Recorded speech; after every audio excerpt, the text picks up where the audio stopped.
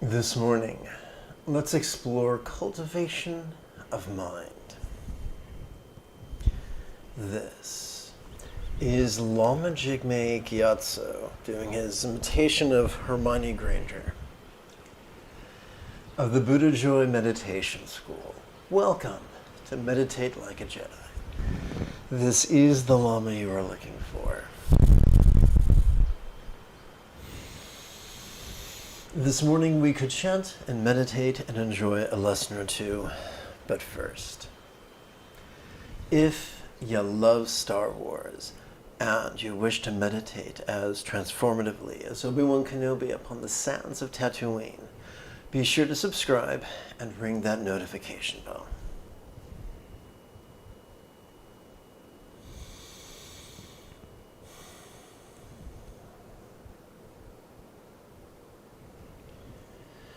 Once again this morning we could explore the cultivation of mind that you too could meditate like a Jedi.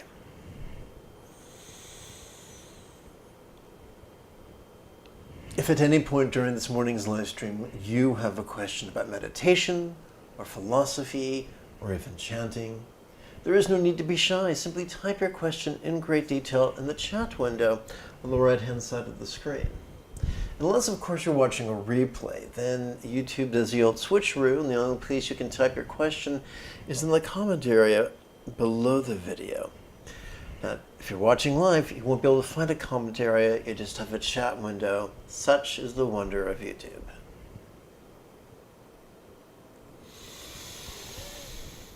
Well, here in California, it is dark 100, and so if you are a bit tired and would like something to get your heart going, I invite you to join me in 2 or 3 repetitions of geriatric step-back squat thrusts before a Buddha image. I think it would be better if I made a quick change to the webcam.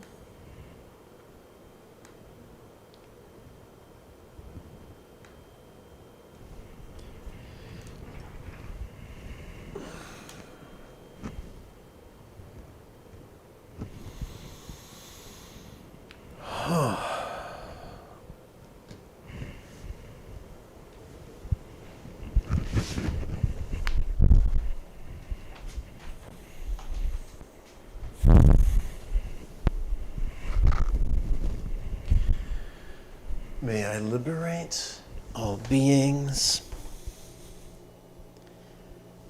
by mastering the Eightfold Path, relying on the Buddha's example, instructions, and students.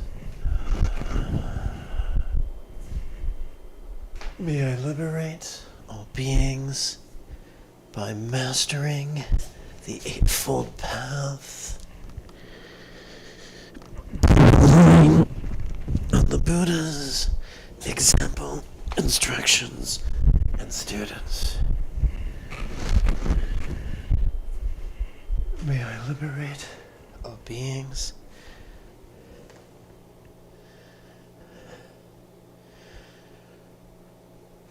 by mastering the Eightfold Path,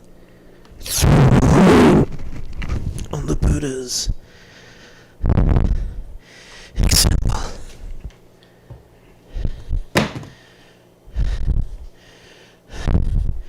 instructions, and students.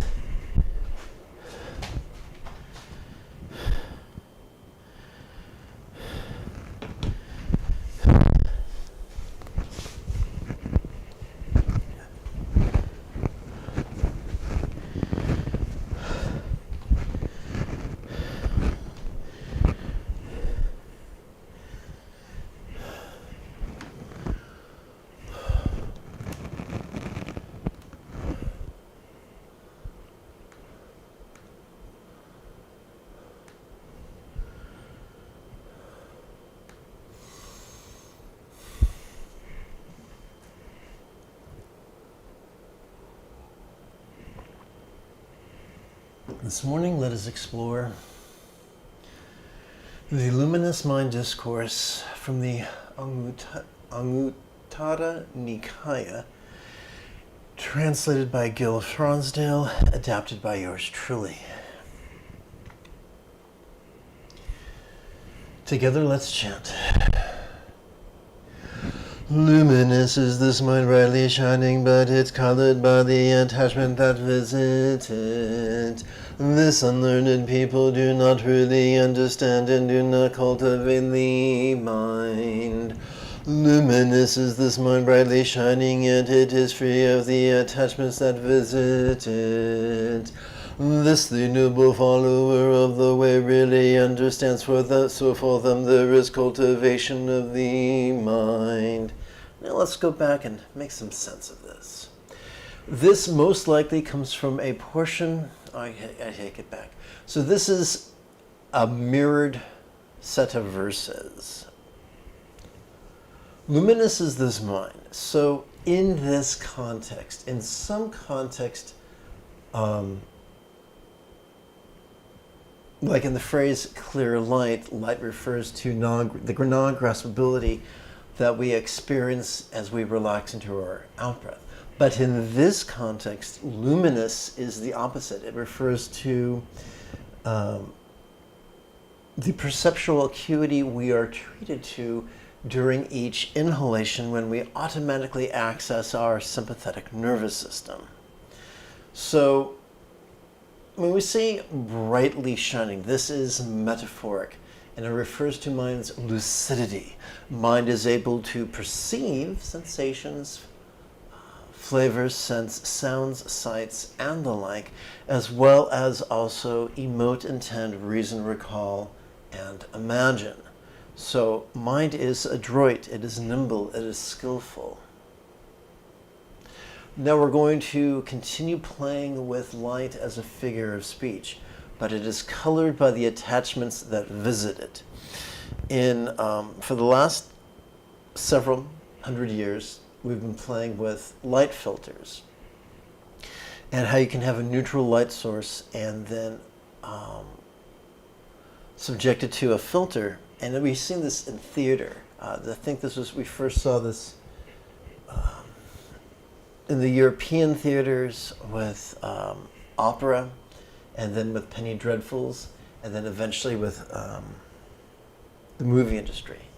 So the idea of taking a neutral light source like a lamp or a limelight and subjecting it to a filter to change its effect. This has been done. If we were to take this literally, it would seem that this has been done in some form or another for a very long time. I don't know if you're as nerdy as me, but I sure did love, back in the 90s, the movie Sleepy Hollow. And there was a scene where a little boy was given a lamp, and the lamp was made out of some metal, but the holes in the lamp created a shadow show upon the walls of his room. So even without a filter in the way you and I might think of a filter, a colored filter, there is a way of influencing the light that creates effects, which have been used for various applications for a very long time. Judging from the translation of this text, perhaps for multiple millennia. So we have, what does this teach us? This teaches of causality, not in a spooky, punitive sense, but in a literal sense that things affect other things. This is important. So when we turn to this phrase right here, it is colored by the attachments that visit it. I'm reminded of the Four Noble Truths. From a certain point of view, the first noble truth could be described thusly.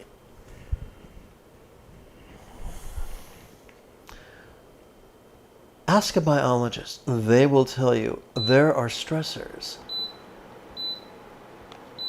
Some are physical, some are circumstantial, some are social, and some are mental. Mental doesn't mean imaginary. It just means having to do with the mechanisms of the brain. For instance, pattern recognitions, things that evolved to save our lives, our ability to experience stress, the cortisol circuit. These things are stressful, but useful from a survival point of view. From the second noble truth is as follows. The stressors that we endure are exacerbated to the degree that we are subject to the tyranny of our survival impulses. We all have impulses to shove and reach and cling and compete.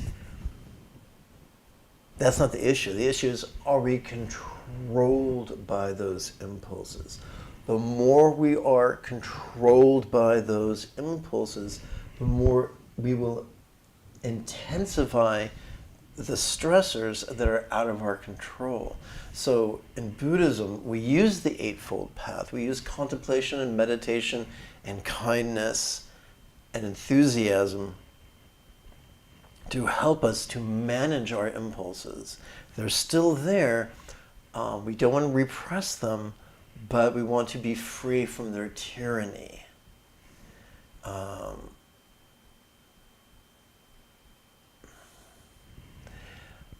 Every 3-year-old tries to manipulate their parents.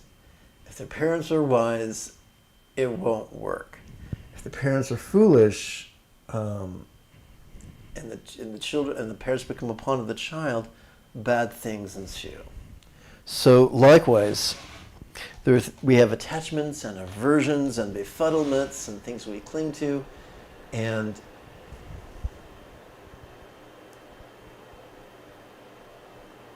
these things influence us. The question is, what is the degree to which they influence us? And that is where the contemplation and meditation come in, which are sometimes referred to as mental cultivation. Which makes sense in an agrarian society to use figures of speech that refer to something that most people understand. Most people understand farming in an agrarian society, even if someone is not a farmer or a farmer's servant. They understand the process. They're not so divorced from the process that they think that food comes from the store and not from the field. So what we learn is, or what we were reminded of, is that the ignorance the Buddha speaks of is very, very lowbrow ignorance. According to the Buddha, ignorance is simply not understanding or not even being aware or acknowledging the existence of change or influence. That, for instance, we see the passing of the seasons, we see the waxing and the waning of the moon, we see the rising and the setting of the sun, we feel the swelling and the sinking of our chest. This is change. Change is a constant. No one makes it to first grade without becoming aware of change. The second facet of ignorance is obliviousness to interdependence. Things affect things, things affect other things. Come home and your dog is happy to see you, they jump all over you, they lick your face and they wag your tail. Walk through the door too quickly, you might step in your dog's paw and hear it cry out in pain.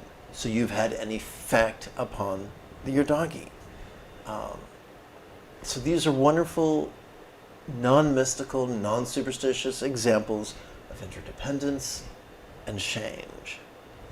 Sadly, some people go through life doing their best to be oblivious to these things, telling people that, oh, if you're truly spiritual, nothing would affect you. Malarkey. Things are going to affect you. We live in an interdependent universe. Things affected Lao Tzu.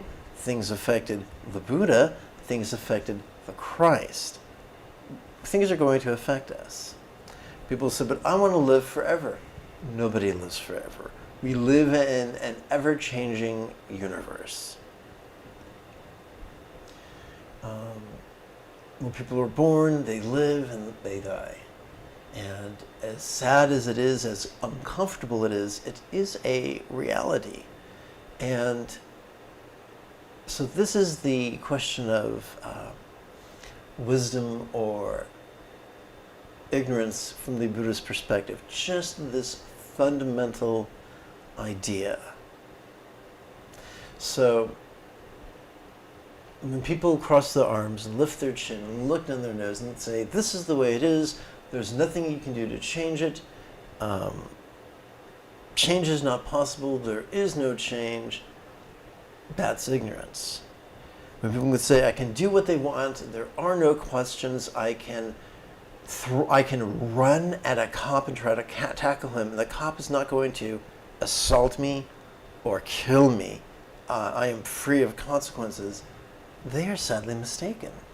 And when people think that they can eat and drink and smoke whatever they want and there will be no consequences, that's ignorance. People think that they can stay up all night and perform skillfully during a test the next day. That is ignorance. We live in an interdependent universe where things affect things and are affected by things. It's been shown that the sound of one's cat purring actually has a physiological effect and so on. Not a psychosomatic effect, an actual effect. It's been shown that living in an abusive situation causes the brain to swim in cortisol and literally modify the structure of the brain, causing the amygdala to increase in size, causing the hippocampus to diminish in size. This is not psychological. This is physiological. We live in an interdependent universe. So those who understand that will see the advantage of doing some form of mental cultivation, some form of active contemplation, some form of passive meditation. And if they are fortunate, they will receive instruction.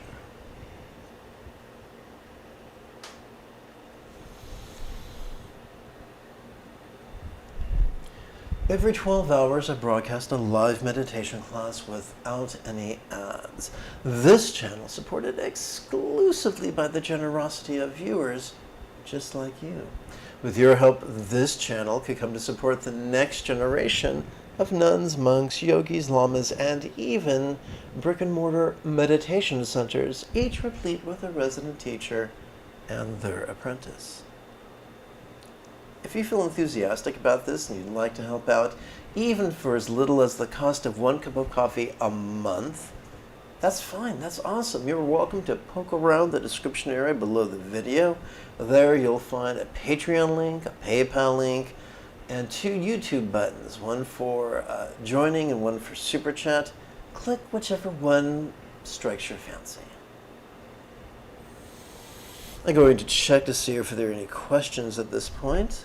I don't see any questions right now. So I think it could be great fun if together as a team we chanted 6 passages from my adaptation and amplification of the Padmakata group's translation of the final meditation manual attributed to the great Tibetan saint, the Zapatrul Rinpoche.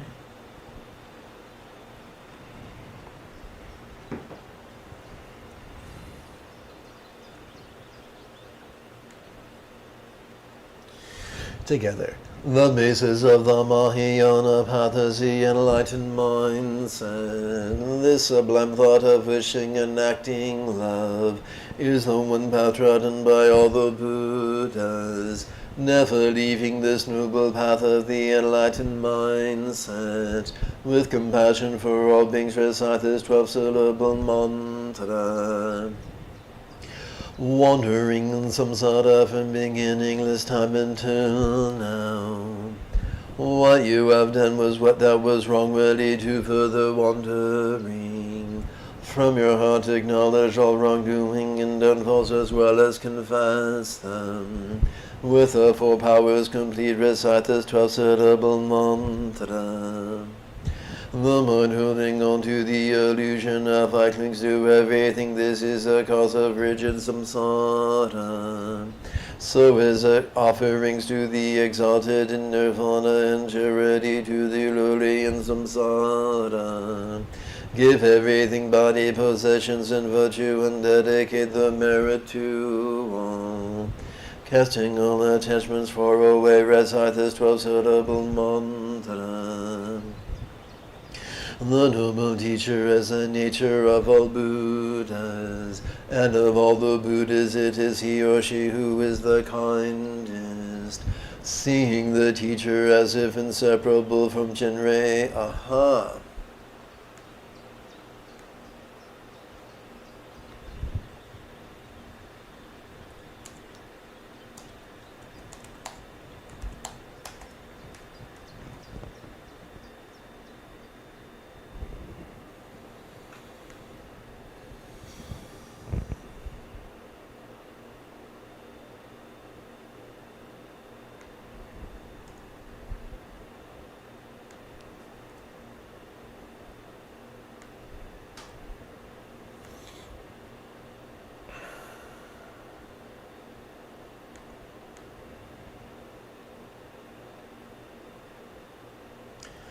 Okay, so I'm going to verify that the, good thing I'm doing that. Whoops, wrong button. Okay, we're having some fun now, eh, kids?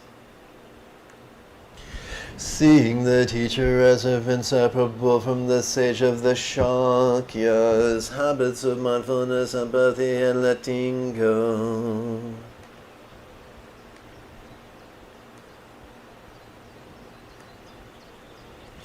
With love and devotion, recite this 12-syllable mantra. I promise you, in a few minutes, we will get to the mantra meditation. Several minutes, more likely 15 minutes. But we will get to it this morning.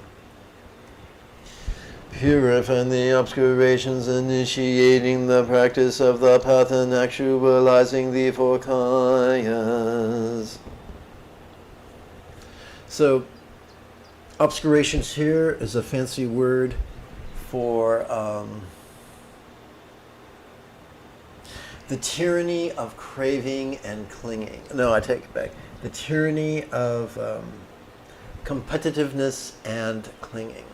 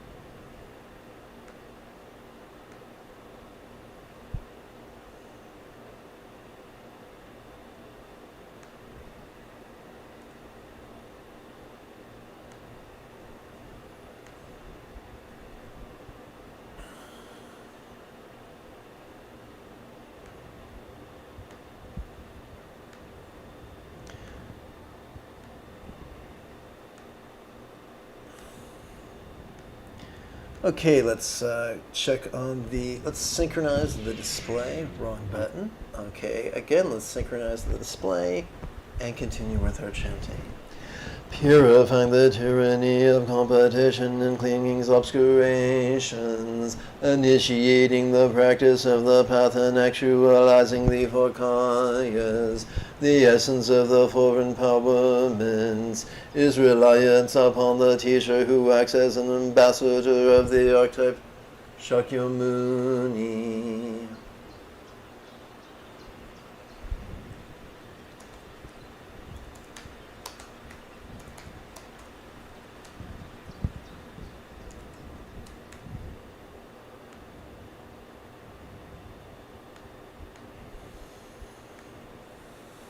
So this is as good a time as any to show you what I mean by adaptation and amplification. So when I take a word in a standard font and italicize it, and I substitute one noun for another noun, that is an adaptation. When I actually add words to the text that are also italicized but in smaller font and within brackets, that's what some people call an amplification. Now, I do not do this to be pretentious, but just as an act of striving to aid the enthusiasm of those whose paths cross mine.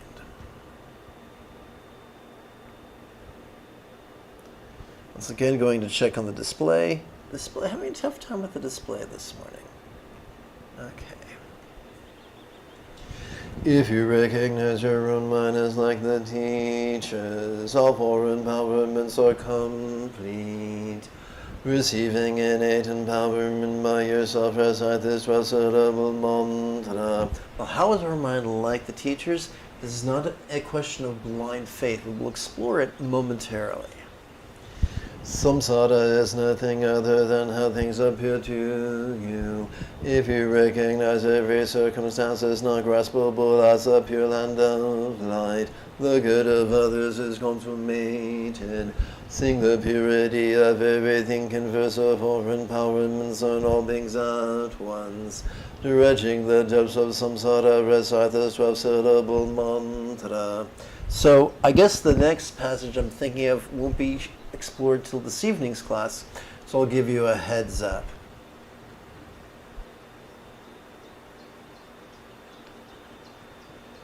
How is your own mind like the teachers? Simple.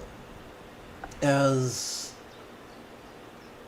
fully functional mammals, we are armed with a sympathetic nervous system, an anterior cingulate gyrus, and a parasympathetic nervous system, which are fancy ways of saying our minds can perceive, our minds can empathize, and our minds can let go. Those three facets of our central nervous system constitute the triangle of our Buddha nature, of our enlightened potential. All of us can train in noticing and loving and letting go. And all of us can get so good that we are able to practice the techniques that help us to do those things to the point of mastery, to the point of practicing them spontaneously, habitually, easily, and effectively. That is the enlightenment that the Buddha offers us. So now, at long last, we turn to this morning's primary practice text. I'm going to check briefly to see if there's any questions. Alejandro, buenos dias, senor.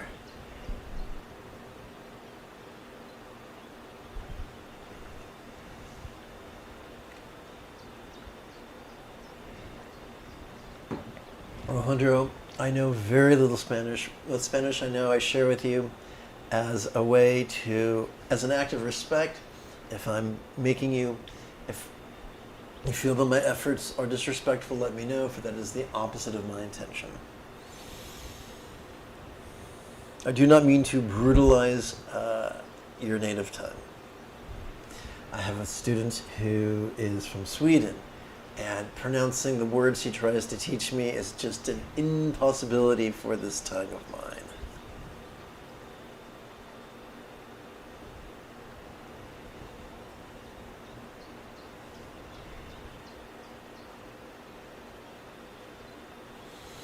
Let's chant.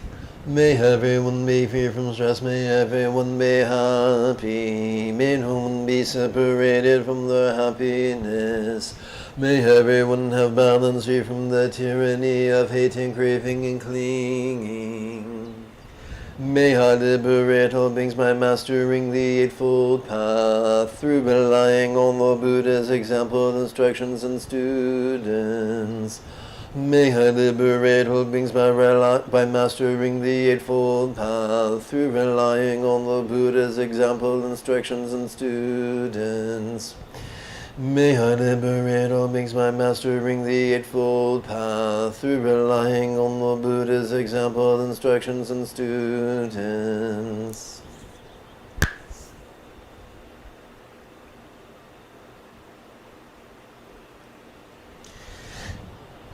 So during this morning's lesson, I spoke briefly upon superficial ignorance, and this is a wonderful antidote for that. Let's use this opportunity to consider how stress is independence is but an illusion, and is empty of any permanence to grasp for shoving and reaching increased stress. We're going to play with 4 rhetorical questions.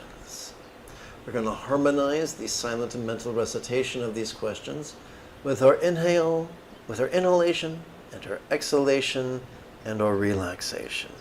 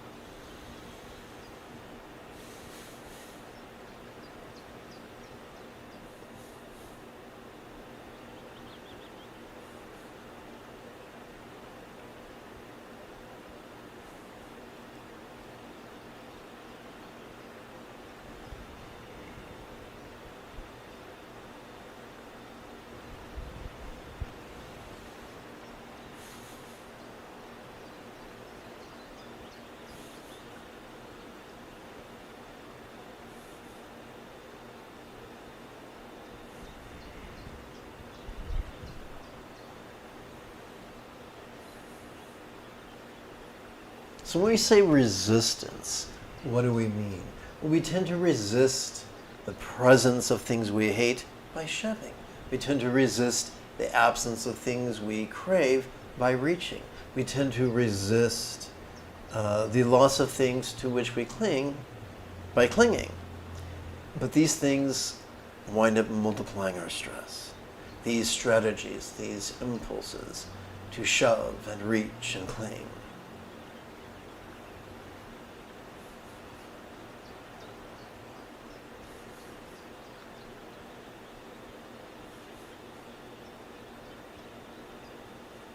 Upon hearing this, some people are terribly alarmed and think, what are we supposed to do? Just be a doormat?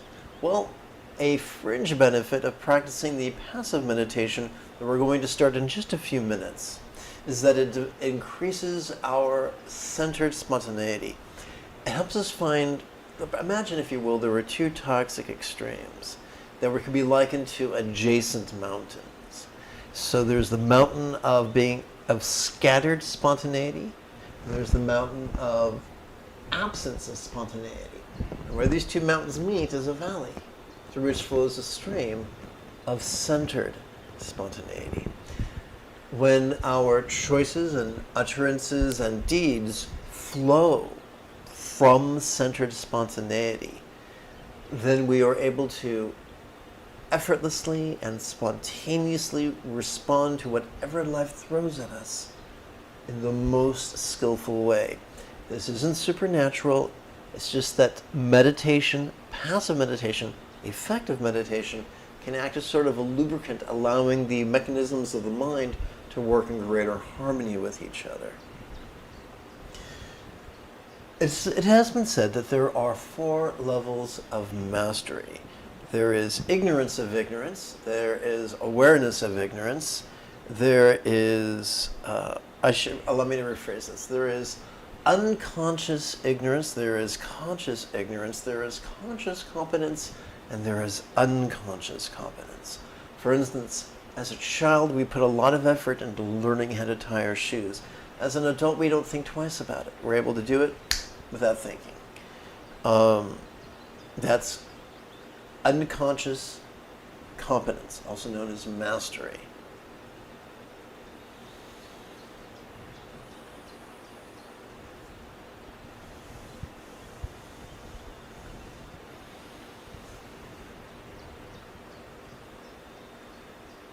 We're now going to play with 4 rhetorical questions that are highly figurative. We're going to use melting as a metaphor of impermanence to help us to leapfrog over our clinging tendencies. And we're going to use absorption as a metaphor of interdependence to help us to leapfrog over the tyranny of our competitive tendencies. How could all places blissfully melt into rainbow light that absorbs into this body?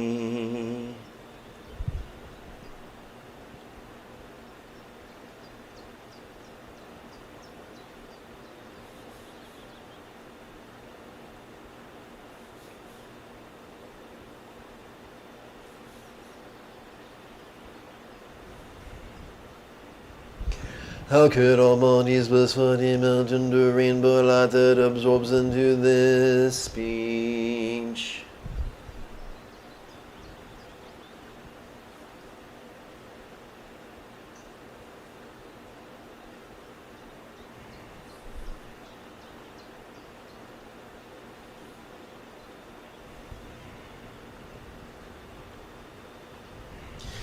How could all speech blissfully melt into rainbow light that absorbs into this mind?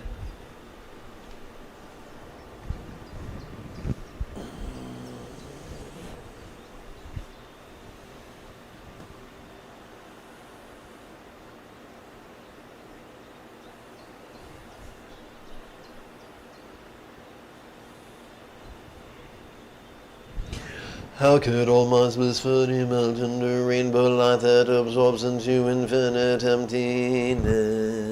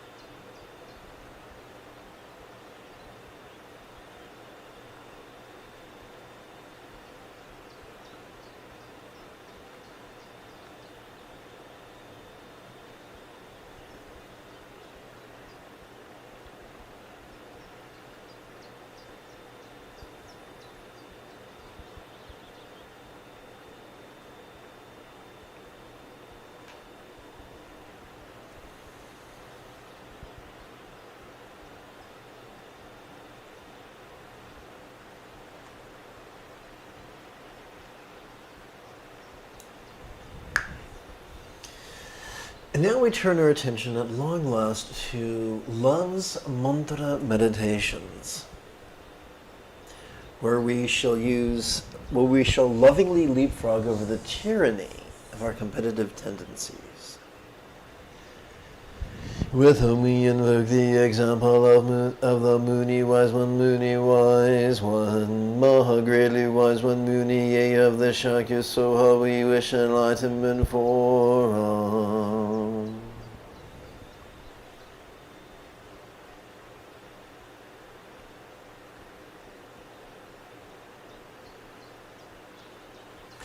One moment.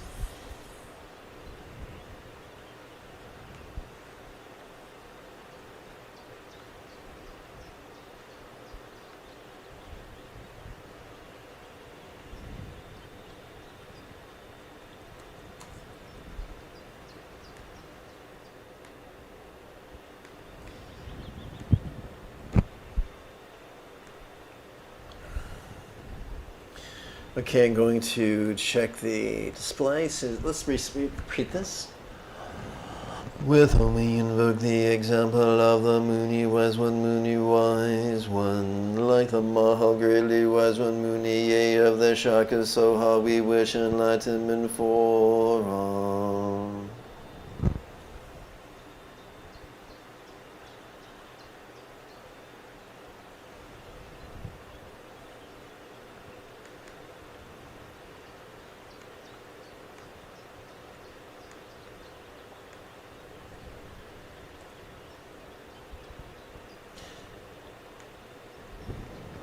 With whom we invoke the example of the Muni wise one, like the Maha greatly wise one, Muni, yea, of the Shakyas, we so how wish enlightenment for all. Okay, so this is 27. The screen is going to go nuts. Control G, 27, hit enter. Now Control Home. Oops, wrong button. Control Home. File. Save as.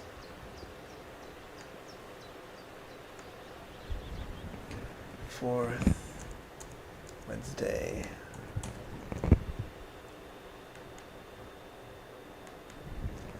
For January 23, May.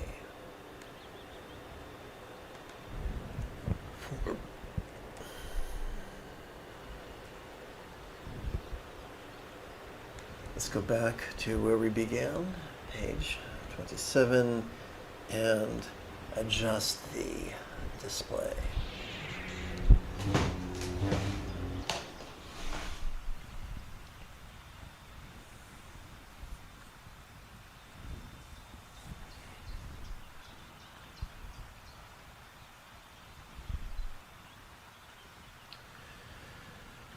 All right. Through the cause and effect of my practice of love and letting go, may each sentient being of each world know practice with me in unison. As we chant the mantra, good feelings of golden rays were emitting from no size horizontal 12-syllable mantra rosary at our heart. Lavishing all man's communication, bodies and circumstances, with wisdom, love, health, and good fortune centered and spontaneous.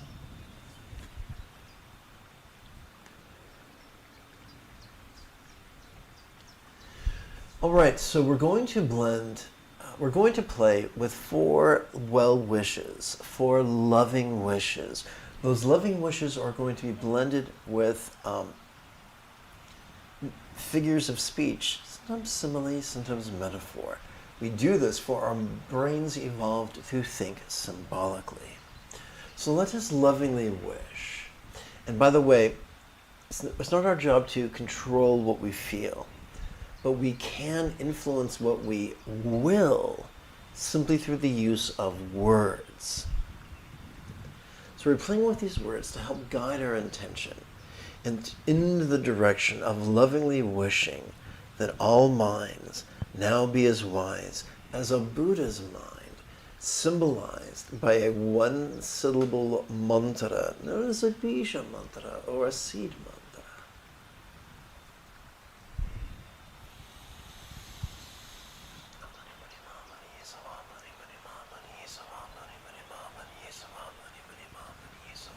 So what makes this meditation is that during the in-breath, we are silently and mentally reciting our loving intention.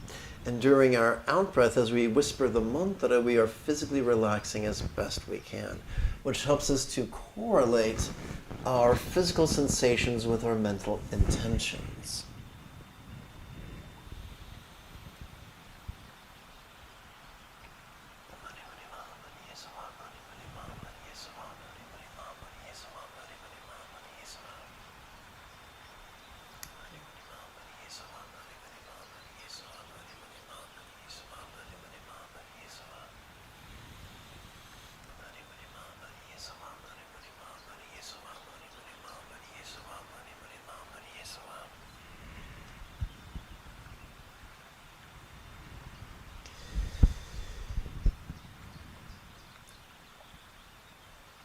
Let us recite words. So let us mentally recite words that guide our intention upon love's path, that wishes that all communication and the relationships that they impact now be loving.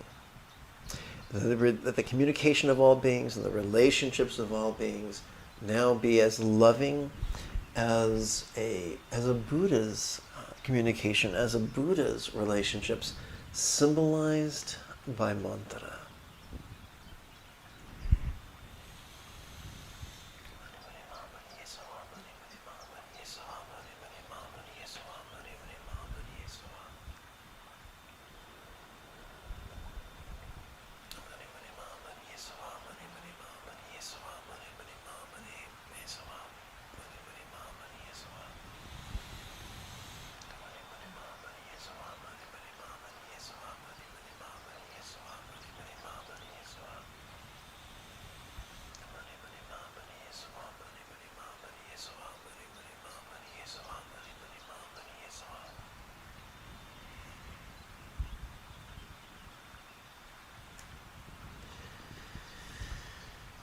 As we silently and mentally recite the following words, may our mind be led upon loving pathways that wish that all bodies of all beings now possess the health that we see depicted in the artwork,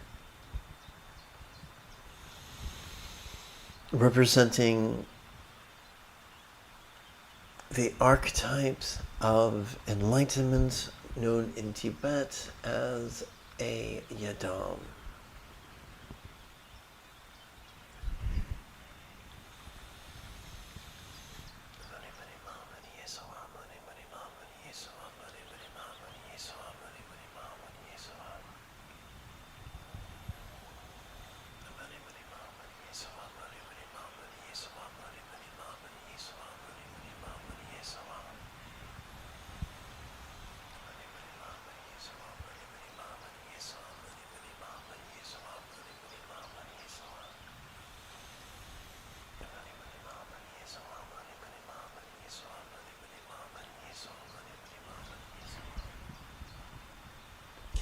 So in Buddhist mythology, there is the idea of a paradise. It's known as a Pure Land, or in Sanskrit, it's known as a Vati. And if for us, it serves as a simile that we lovingly wish that all circumstances be as fortunate as a mythical paradise.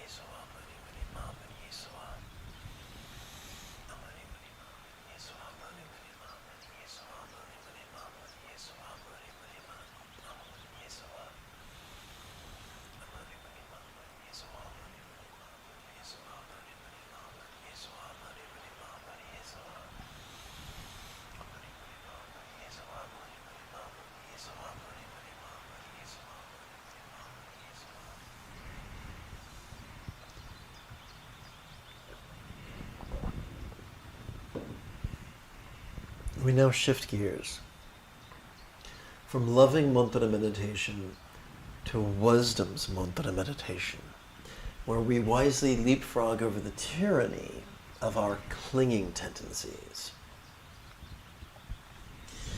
May I let go of all circumstances, bodies, communication, and minds, as if they were as non-graspable as a vast empty void. Like the illusion of the infinite azure sky on a bright and beautiful cloudless moon, which, although tantalizing to the eye, could be non-graspable to the hand.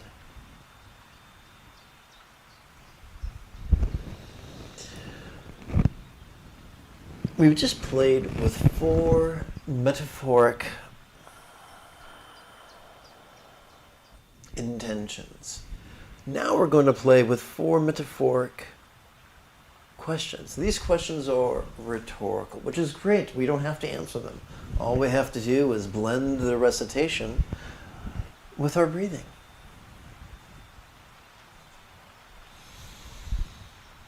As we inhale, it's very easy to observe visually our circumstances. However, as we physically relax in coordination with our exhalation, these exact same circumstances could begin to feel as if they were as non-graspable as a real or imagined paradise comprised only of light.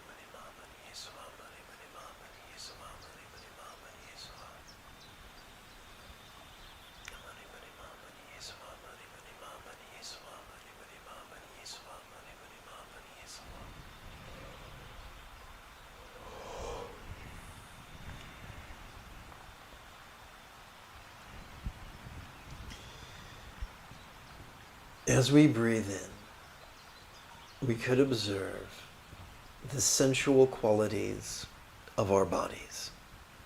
However, as we physically relax in coordination with our exhalation, these exact same bodies could begin to feel as if they were as non-graspable as an archetype of enlightenment, known in Tibet as a yidam, one comprised only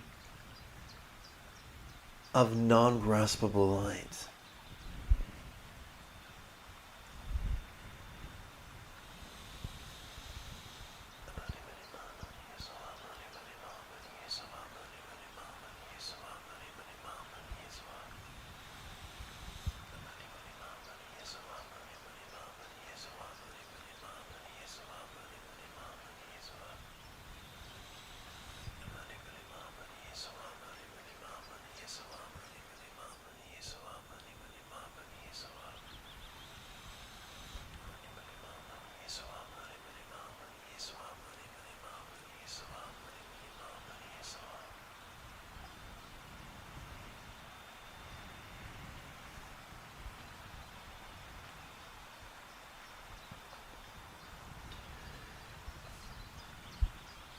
As we inhale, we can observe the resounding nature of our communication as well as the relationships that it affects. However, as we physically relax in coordination with our exhalation, this communication and its relationships could feel as if they were as non-graspable as a mantra comprised only of light.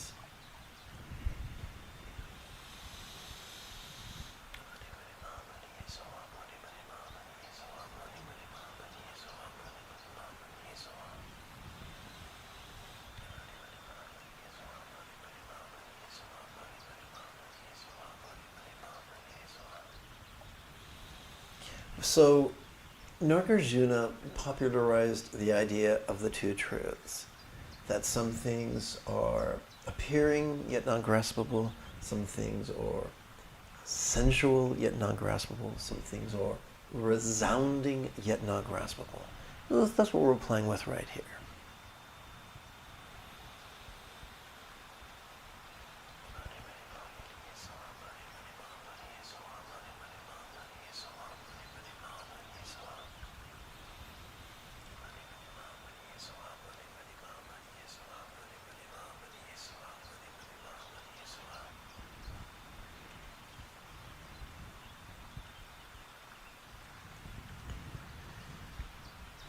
As we inhale, we could observe how very clearly our minds perceive sensations, flavors, scents, sounds, sights, and the like, as well as emote, intend, reason, recall, and imagine. And yet, as we physically relax in coordination with our exhalation, these exact same minds could begin to feel as if they were as non-graspable as a one-syllable mantra comprised only of light.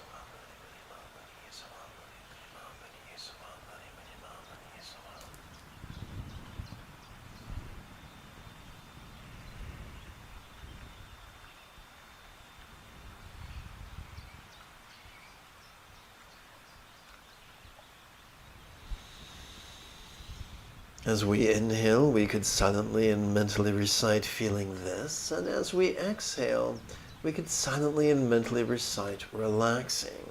Why do we do this? Because each inhalation correlates with our sympathetic nervous system that supports the sensory acuity that allows us to notice. Allows us to notice vulnerably, passively, viscerally, and randomly. So much so that the only label we need ever use is simply the pronoun this. But what are we to do with all the stuff that we notice? Each exhalation correlates with our parasympathetic nervous system, which helps us to both physically relax as well as mentally release. That doesn't mean we stop perceiving, it just means we stop being so controlling about what we're perceiving.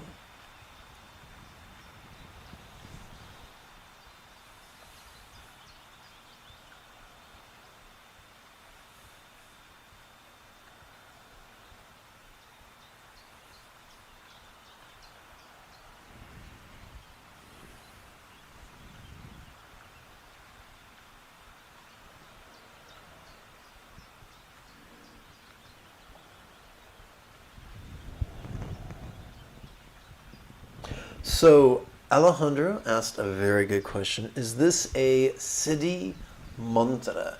And the answer is they all are Siddhi mantras. So that asks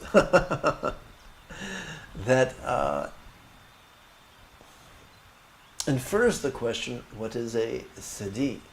So Siddhi means attainment. And there are conventional attainments and ultimate attainments. Ultimate attainment would simply be the mastery of the Buddha's eightfold path. Mastery of the Buddha's contemplations, meditations, kindness, and enthusiasm.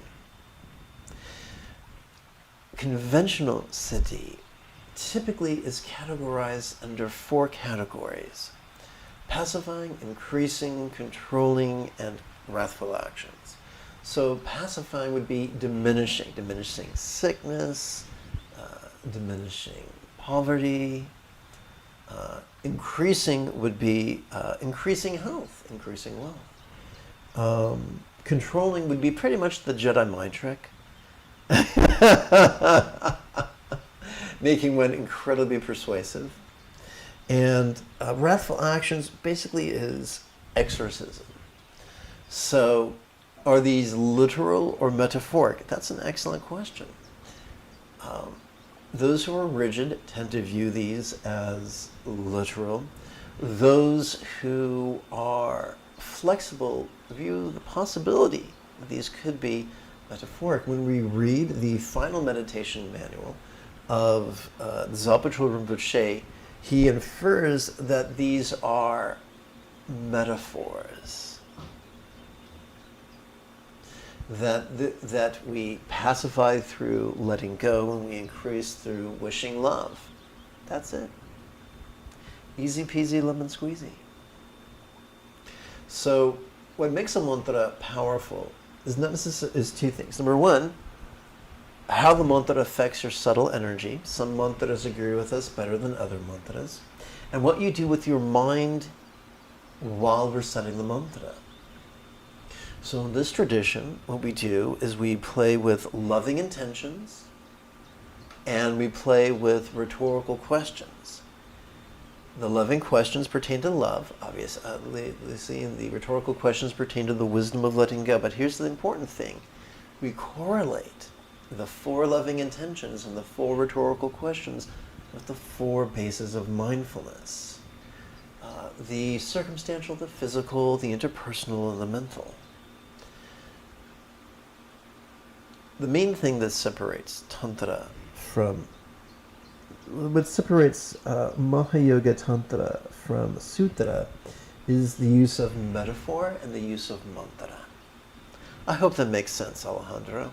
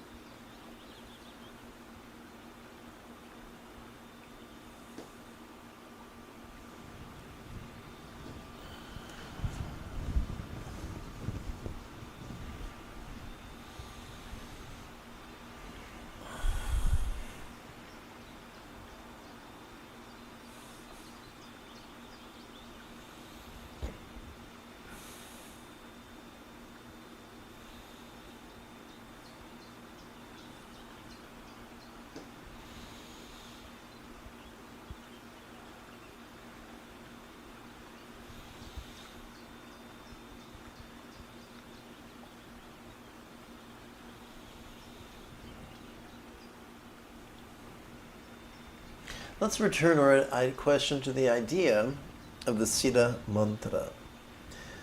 Some teachers are wise, many are foolish, some are cruel. The cruel teachers will use the students' own fear of pain and desire of pleasure to make them devoted disciples. Of course, the great irony is that by exciting their dread of punishment and desire for pleasure, they are pushing them further and further from enlightenment. The foolish might not manipulatively dream up such strategies, but they follow them in a distinctly enthusiastic and lazy-minded manner, oblivious to the effects generated in the hearts and minds of those subjected to such policies. The wise are able to notice cause and effect. And they are able to say, you know, this whole chasing after attainments thing seems to create more problems than it solves. And so the wise say, you know, if I just focus on love and letting go, everything else will take care of itself. Ironically, love is supported by every healthy mammal's clump of tissues known as the anterior cingulate gyrus, and every healthy mammal's parasympathetic nervous system. We are wired to all become Buddhas. It's just a question of whether we make the most of that potentiality.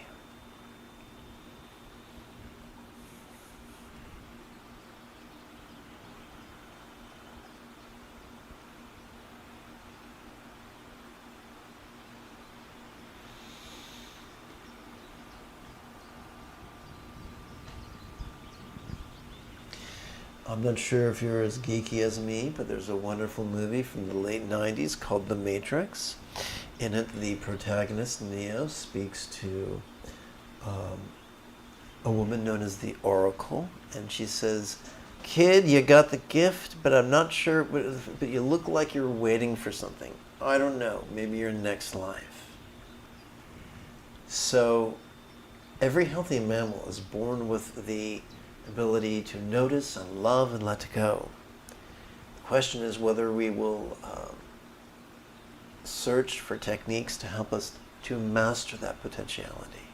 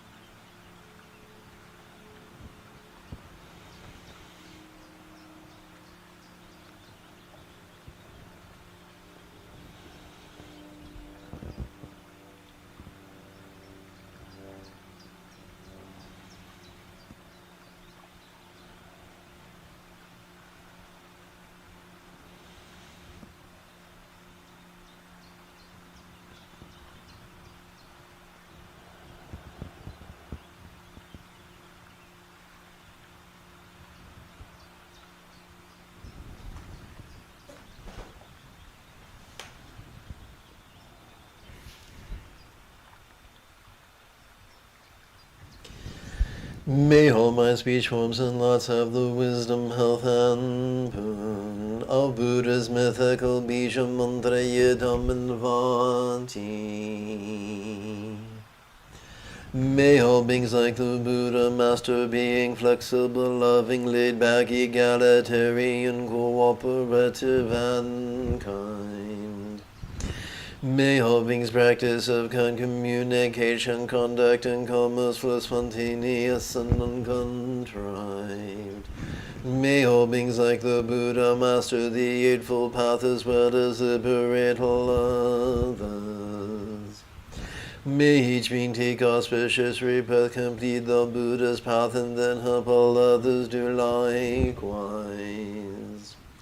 At this very moment, for the peoples and the nations of the earth, may not even the names disease, famine, war, suffering be heard.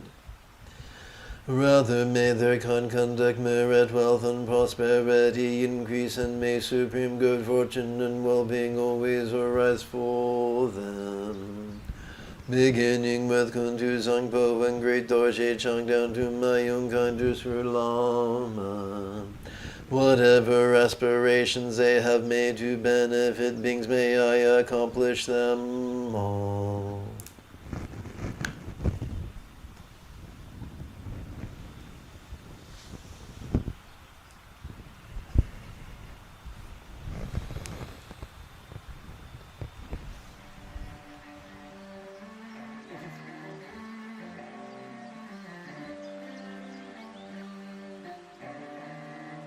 In approximately 10.5 hours, we could return to explore the test of a meditation teacher, as well as chant and meditate. Until then, may you and yours be happy and healthy, and if you are as geeky as me,